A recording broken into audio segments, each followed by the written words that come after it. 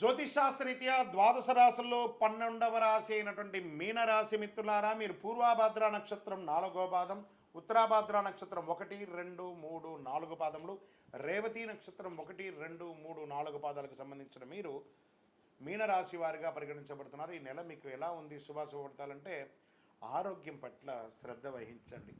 శస్త్రచికిత్స జరిగే అవకాశాలు ఉన్నాయి. వాహనం నడిపేటప్పుడు జాగ్రత్త. శని ఉచ్చ స్థితిలో ఉన్నాడు, 7.5 శనిలో. ఈ నెల హెచ్చు తగ్గులు చాలా డిఫరెన్స్గా ఉంటుంది. మీనరాశి వారికి ఈ నెల కాస్త గడ్డుకాలం అని చెప్పచ్చు. ఇది భయపెట్టడానికో లేదా ఇంకోటి కాదు, మిమ్మల్ని ధైర్యపరచడానికి చెప్తున్నాం. బృహస్పతి 3వ ఇంట్లో ఉన్నాడు. శుభవార్త ఏమంటే బృహస్పతి నెల 7వ ఇంటిని కూడా అతనే చూస్తున్నాడు. వృత్తిపరంగా ఆరోగ్యపరంగా కొంచెం మిశ్రమంగా ఉందని కూడా చెప్పచ్చు. సూర్యుడు 12వ ఇంట్లో ఉన్నాడు. బుధుడు సూర్యునితో పాటు కుంభరాశిలో ప్రవేశిస్తున్నాడు. కుజుడు ఈ నెల మొత్తం 4వ ఇంట్లో, శుక్రుడు రాహుతో కూర్చున్నాడు. చక్కగా శనిగ్రహం ఈ యొక్క 12వ ఇంట్లో కూర్చున్నాడు. సమాజంలో గౌరవం పెరుగుతుంది. ప్రభుత్వం ఆశించే లాభాలు వస్తాయి. పితృ సంబంధాల వల్ల లాభాలు వస్తాయి. ధన ప్రవాహం ఉంటుంది. కుటుంబంలో సంతోష వాతావరణం పెరుగుతుంది. భార్యాభర్తల మధ్య అన్యోన్యత పెరుగుతుంది. బంధుమిత్రుల సందర్శనం సంతోషంగా ఉంటుంది. మీ ఆరోగ్యం సమీకృతం అవుతుంది.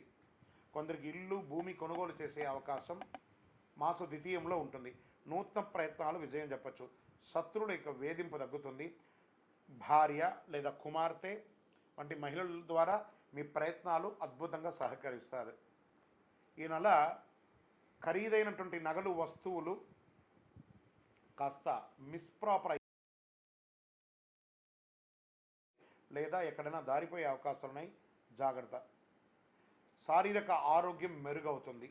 శస్త్రచికిత్స అయ్యే అవకాశం 100కు 1000% ఉంది. జాగ్రత్త పడండి. వాహనం నడిపేటప్పుడు మళ్ళీ చెప్తున్నాను, దూర ప్రయాణాలు అవాయిడ్ చేయండి. తల్లిదండ్రులతో ఏర్పడిన విభేదాలు పరిష్కరించుకోండి. ఉద్యోగులకి సహ ఉద్యోగుల నుంచి ప్రెషర్ ఉంటుంది.